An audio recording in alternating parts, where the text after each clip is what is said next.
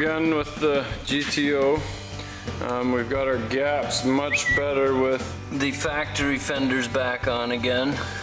And even though they're still not perfect, it's close enough now that I feel comfortable in cutting the floor out. And I'm able to not worry about them being way out when we put the car back together again. Now this door still has a ding in it.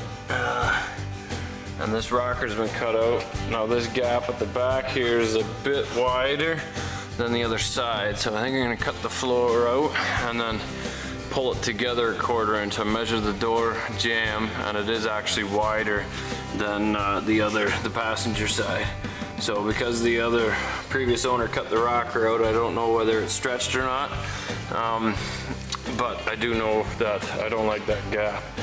But now I gotta pull out the last of the wiring that the previous owner didn't do in the Hirsch shifter, and there's no holes in the floor, but he just put this floor right over top of the old one, and there's giant holes sticking out underneath, so it looks horrible from underneath. And the fruits of last night's labor is I pulled the floor out.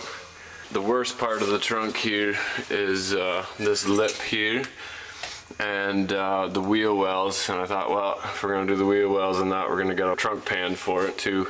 These braces here, they attach to the floor, and then they also attach to the wheel well. So right now this frame rail is still good. It's sitting on the mounts. It's holding the wheel well, which is holding this, and then that keeps this from moving. So there's no way I can get this floor in underneath these panels here, so I'm gonna have to take these off yet. I'm gonna try and slide the floor in through this opening here. Took the door off. I think if we angle it, we should be able to get close. We're gonna show you guys how to put a one-piece floor in our 67 GTO. This is an A-frame body. The Chevelles and the El Caminos are the same. Our floors are from Golden Leaf Automotive in Toronto, Ontario, Canada. We've had good luck with these floors. Now this trunk comes with the frames already assembled, and some of these frames are hard to get, especially the one in the middle here. That would be in the middle of the car, but if you buy them, it's a lot of labor saved because everything's already spot welded together nicely, and it's basically just throw it on. Now our one-piece floor for the front does not come with the braces. The braces are separate, but this floor is a lot harder to twist and put in, so it's actually easier to put the floor in because you can tweak it just that little bit to make it slide in, and then lift it up and put your braces in underneath, mark it, drill your holes or get your spot welder ready, and go from there. So when we get that far for the trunk, because we're replacing the quarters on this car anyway, we can actually just come in right through the side of the car. That's the plan anyway. To get the one-piece floor in, you gotta take one door off, and you have to open the other door to get it through, and come in on an angle, and we'll show you how to do that, and then turn it, lift up, and go in. Now there's braces that attach to the floor here, so you will not be able to slide the floor underneath here, so you're gonna have to take these ones off. You can't go through the windshield. Leave your windshield in as long as you can. It keeps the body that much more rigid and keeps it from moving. If you can help it, keep your rockers in. That keeps your gaps right on the bottom and ensures that there's minimal twisting when you're cutting out the whole floor. And we've assembled the front of our car and got our gaps reasonable. We don't have to get them perfect because everything moves again, but once we have the floor in place, we can put our door back on again, make sure our gaps are right before we start welding anything. It's important to note that you have to keep your car on the point loads. It's a full frame car, so the body sits on the car, but it twists and moves. So if you put it on stands on the frame and try to assemble the car, once you put it back on the tires, the point loads shift and your gaps will be wrong. So whenever you're welding something solid, you want to make sure that your point loads are sitting on your tires or on brackets where the tires would be.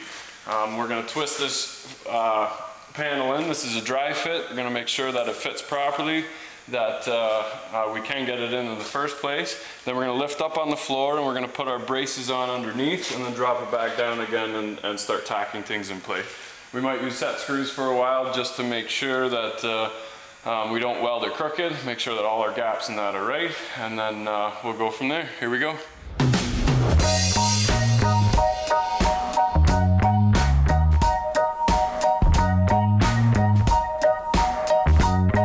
So this floor, actually they put, you can see this is the floor that they added, and this is the original floor.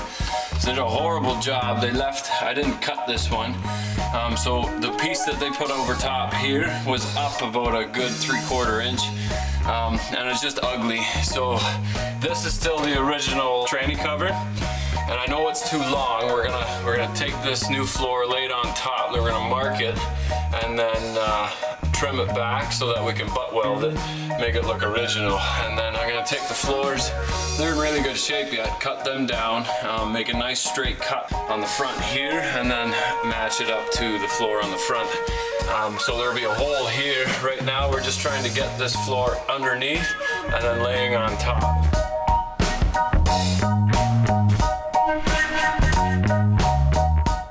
Nice fit.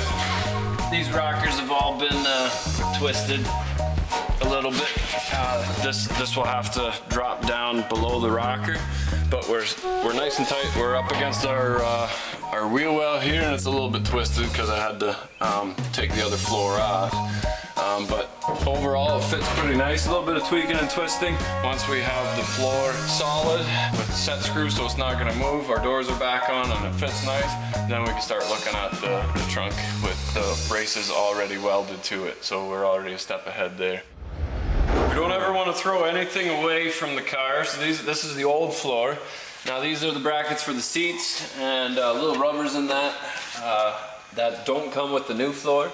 You get too excited and you throw this away, you're gonna have a hard time finding these brackets. Now leaving them all in one piece like this, now we can take measurements from raised portions like this or from the side, and know exactly where they're gonna go. We're still gonna self-tap them and put the seat in to make sure that they're 100%. You can also count your spot welds, or if you want to go for that 100% factory look, then you know exactly where the spot welds went.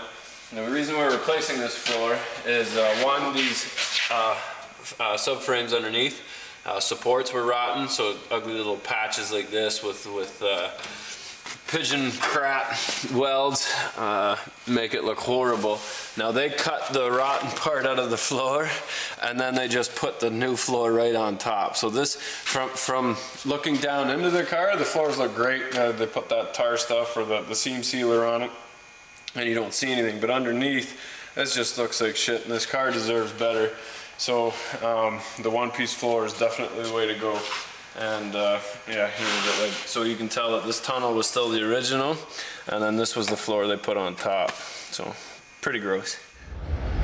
So because this rocker was removed even before we got it, when we assembled the car the first time, this gap was a lot larger at the back of this door, and this opening measuring from bottom to bottom on the other one was about 1/2 inch to 3/8 of an inch bigger.